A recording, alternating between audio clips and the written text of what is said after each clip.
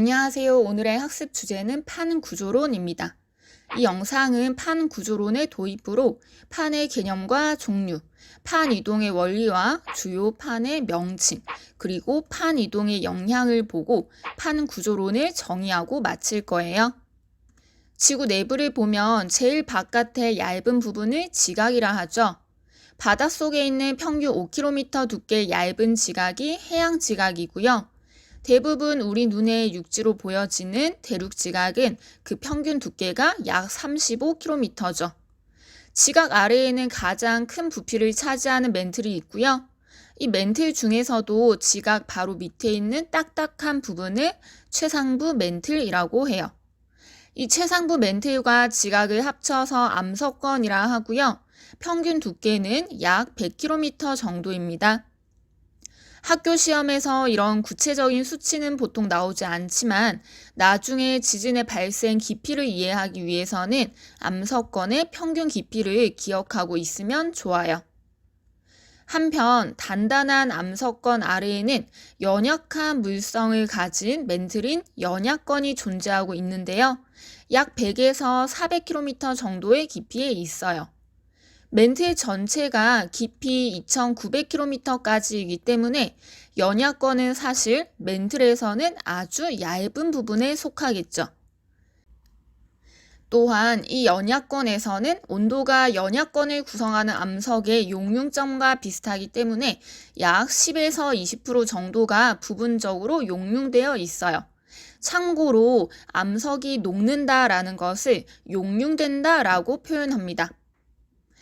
물론 그렇지만 이 연약권은 액체가 아닌 고체 상태로 흘러서 움직일 수 있는 성질인 유동성을 가진 고체 상태예요. 그래서 보통 1년에 수 센티미터 정도 천천히 움직일 수 있어요. 이 연약권까지가 상부 맨틀이고요.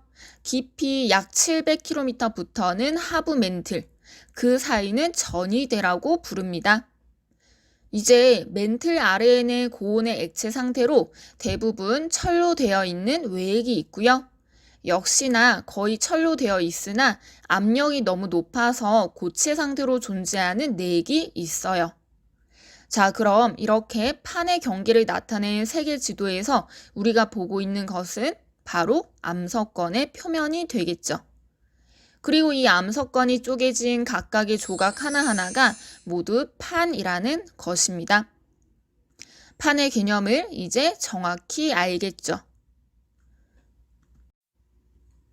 한편 판은 두 가지 종류가 있는데 대륙을 많이 포함한 판을 대륙판, 해양을 많이 포함한 판은 해양판이라 합니다. 대륙판은 당연히 대륙 지각과 최상부 맨틀로 구성되고요. 해양판은 해양 지각과 최상부 맨틀로 구성돼요. 물론 여러분 실제 판들을 살펴보면 대륙과 해양을 동시에 가지는 경우가 많은데 그럴 경우 해당 판은 대륙판과 해양판의 특징을 모두 보이기도 합니다. 왼쪽 그림을 보면 대륙판은 해양판보다 그 두께가 두껍고요. 밀도는 대륙판이 해양판보다 작아요.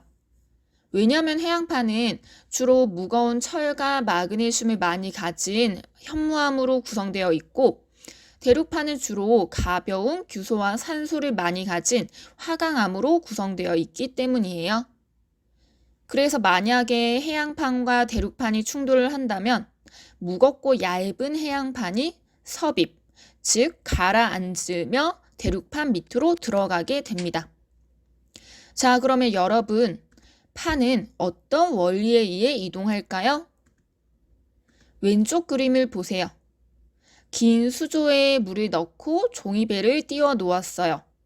가운데 부분을 가열하면 따뜻해진 물의 밀도가 낮아져 상승하고 양쪽으로 퍼져 나가면서 배도 함께 이동시킬 거예요. 그리고 아까보다 차가워진 물은 다시 가라앉으면서 순환하게 되겠죠. 이것을 지구에 적용해 봅시다. 오른쪽 그림을 보세요. 핵에서 에너지를 많이 전달받은 맨틀 부분은 고온으로 가열되어 밀도가 낮아져서 상승하게 됩니다. 그리고 점차 식으면서 옆으로 이동하다가 온도가 낮아지면 밀도가 커져서 다시 하강하게 돼요. 이처럼 멘틀은 상하부의 온도차 때문에 밀도차가 생기고 위아래로 대류할 수 있게 되는데 이 대류에 의해 그 위에 있는 조각조각난 암석권, 즉 판이 멘틀의 대류와 함께 이동할 수 있게 되는 거예요. 따라서 판 이동의 원동력은 무엇인가? 라고 하면 멘틀의 대류이다 라고 하면 됩니다. 그러면 왼쪽 실험에서 물의 이동은 어디에 해당하나요? 네, 멘틀의 대류에 해당되고요. 배의 이동은 판의 이동을 나타낸다고 보면 되겠네요. 물론 여러분, 멘틀이 구체적으로 어떻게 대류하는지에 대해서는 아직 두 가지 가설이 논의되고 있는데 오른쪽 그림처럼 멘틀 전체가 대류한다고 보는 가설도 있고요. 왼쪽 그림처럼 하부 멘틀에서는 아주 천천히 대류하고 연약권을 포함한 상부 멘틀에서는 방사성 원소의 함량이 많아서 더 빠르게 대류하고 있다고 보는 가설도 있어요. 과학은 이렇게 그 연구가 현재 진행형인 내용들이 많죠. 넘어갈게요. 그럼 지구에는 어떤 판들이 있는지 봅시다. 다음 그림에는 판이 총 14개가 있네요. 지도에 직접 명칭을 써보면서 확인해 보세요.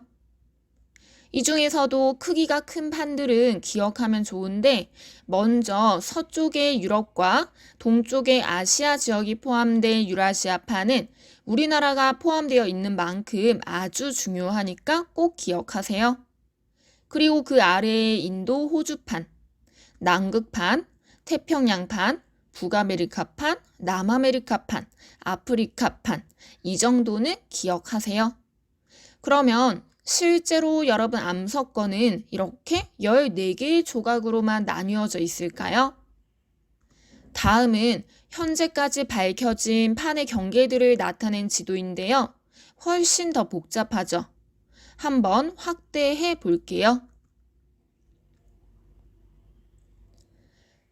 유라시아 판의 끝을 보면 실제로는 그 정체가 불분명한 아무르판, 그리고 북아메리카판과 접해 있는 오호츠크판, 또 그 아래에는 양쯔판까지 있어요.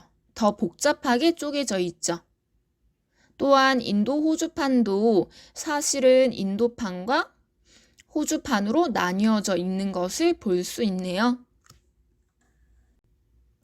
하지만 이것은 너무 복잡하기도 하고 아직 연구가 제대로 되어 있는 것도 아니기 때문에 우리는 보다 단순화되어 있는 판의 경계만 공부하는 거예요. 자, 그럼 판의 경계의 종류를 봅시다. 판의 경계에는 3가지 종류가 있는데 첫 번째로 판과 판이 서로 멀어지는 발산형 경계가 있고요. 두 번째는 두 판이 서로 가까워지는 수렴형 경계.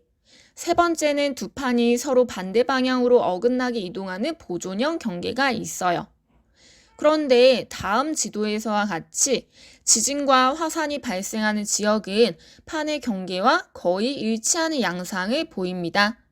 특히 태평양 주변부를 보면 화산과 지진이 자주 발생하는 지역이 긴 띠 모양으로 분포하는데 이를 고리 모양이다 라고 해서 환태평양 화산대, 환태평양 지진대라고 불러요.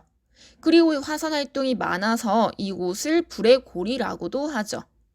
마찬가지로 지중해에서 알프스 산맥, 히말라야 산맥을 거쳐 인도네시아까지 이어지는 구간은 알프스 히말라야 화산대 또는 지진대라고 부르고요. 물론 나중에 배우겠지만 알프스와 히말라야에서는 화산은 거의 발생하지 않는 편입니다. 또한 인도양이나 태평양, 대서양에는 해저 산맥인 해령이 발달해 있는데 이 해령을 따라 화산이나 지진이 빈번하게 발생하므로 해령 화산대 또는 해령 지진대라고 부릅니다. 이렇게 화산이나 지진 같은 지각 변동이 자주 일어나는 지역을 변동대라고 하고요. 대부분 그 위치는 판의 경계와 일치하고 있어요.